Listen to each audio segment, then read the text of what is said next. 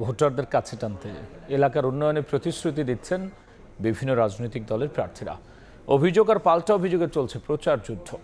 জান্নাতের টিকিটের লোভ দেখিয়ে ভোটারদের ধোঁকা দিচ্ছে জামাত, বলছে বিএনপি। আর নিরপেক্ষ নির্বাচন নিয়ে শঙ্কা প্রকাশ করছে 11 দলীয় ঐক্য।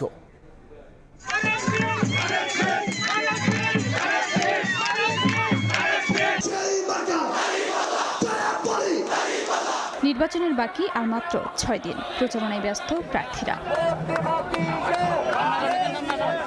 জোরে সোরে ভোটের প্রচার চালাচ্ছেন ধানের শেষের প্রার্থীরা। এবারে নির্বাচনে জালিয়াতি ও জবরদস্তি হবে না বলে আশা প্রকাশ করেন বিএনপি মহাসচিব ও ঠাকুরগাঁও 1 আসনের প্রার্থী মির্জা ফখরুল ইসলাম আলমগীর। বেহেশতের টিকিটের লোভ দেখিয়ে জামায়াত ভোটারদের ধোঁকা দিচ্ছে বলে অভিযোগ করেন নোয়াখালী 1 আসনে বিএনপি প্রার্থী ব্যারিস্টার মাহবুব উদ্দিন খোকন।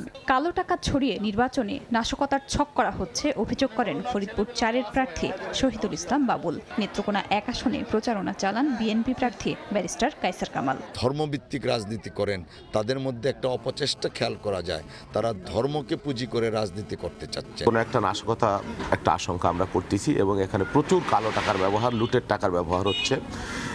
সেটা একজন স্বতন্ত্র প্রার্থীর পক্ষে দৃশ্যত।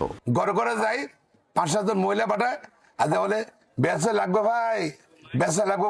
এইবার ভোটটাতে কোনো জালিয়াতি, চাতুরি, জবরদস্তি কোনো কিছু হওয়ার সম্ভাবনা নাই।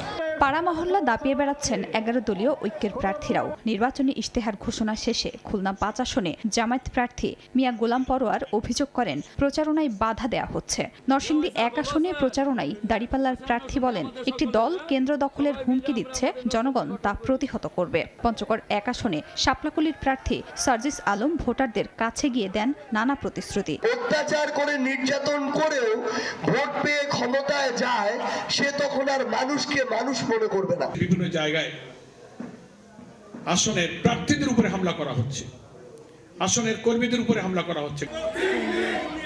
প্রচারণায় পিছিয়ে নেই স্বতন্ত্র প্রার্থীরাও। প্রতিদিনই নিজ প্রতীকে ভোট পেতে চষে বেড়াচ্ছেন নির্বাচনী এলাকা। খাদিজা স্বপ্না, সময় সংবাদ।